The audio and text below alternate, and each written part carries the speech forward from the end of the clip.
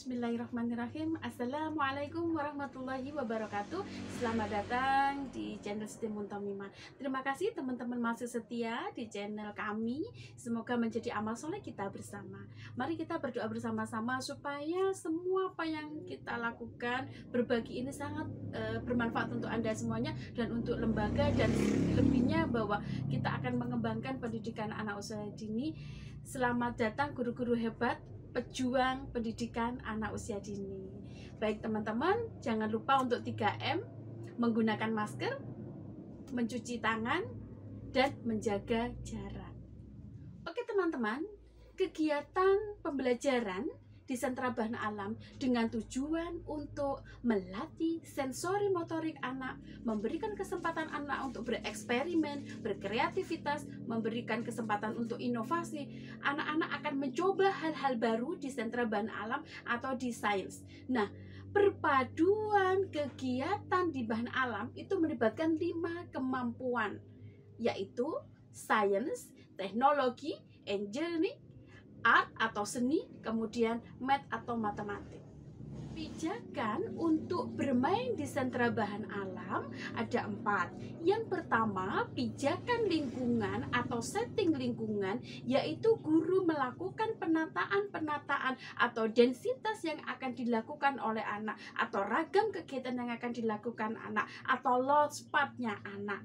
Sehingga pada yang kedua, yaitu pijakan sebelum bermain, guru akan memberikan persepsi atau kegiatan-kegiatan yang akan dilakukan oleh anak.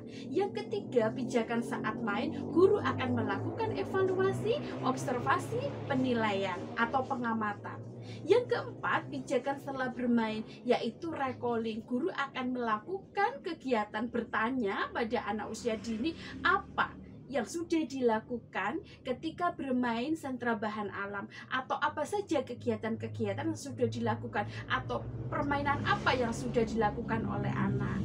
Sehingga di sini ada komunikasi aktif atau interaktif antara guru dengan anak.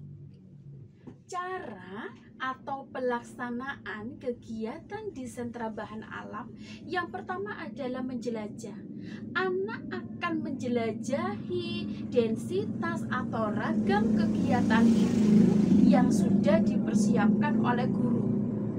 Yang kedua, anak diberi kesempatan untuk menciptakan, untuk melakukan hal-hal baru atau inovasi.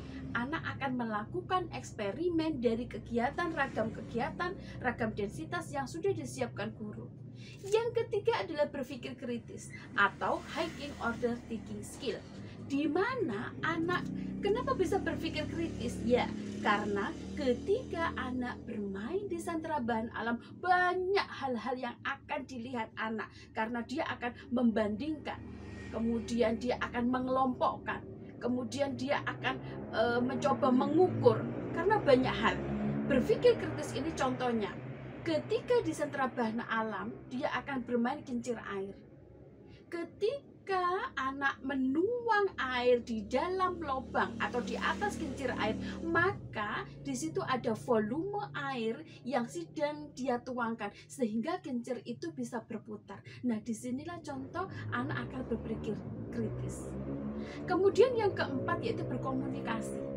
Berkomunikasi ketika anak sudah melakukan kegiatan-kegiatan, maka dia akan bercerita dengan temannya. Nah, ini ada 2, komunikasi dengan anak, dan ketika di akhirnya nanti, ketika di kegiatan recalling, maka dia akan komunikasi dengan gurunya. Yang kelima adalah melatih motorik halus dan kasar. Semua kegiatan di sentra bahan alam, mulai dari memeras dengan spons, menuang dengan air, finger painting, kemudian bermain play-doh, kemudian dia bermain biji-bijian, ini semua akan melatih motorik halus anak sebelum dia keaksaraan atau menulis dengan pensil.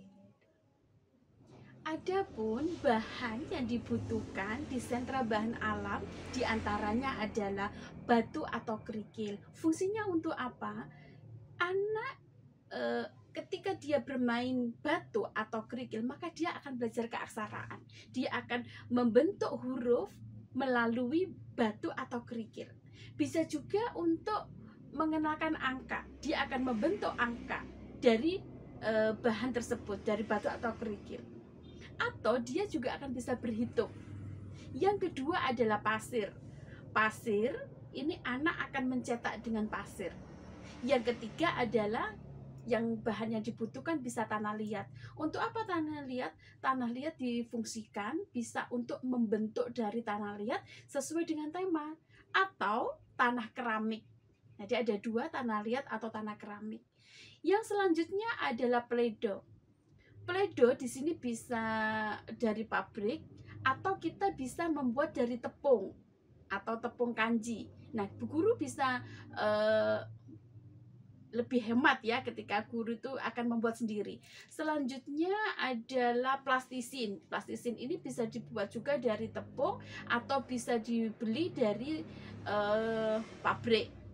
Nah, kemudian juga ada cat air untuk melukis anak. Arang, kapur, spidol ini untuk menggambar pada sentra bahan alam. Selanjutnya adalah alat.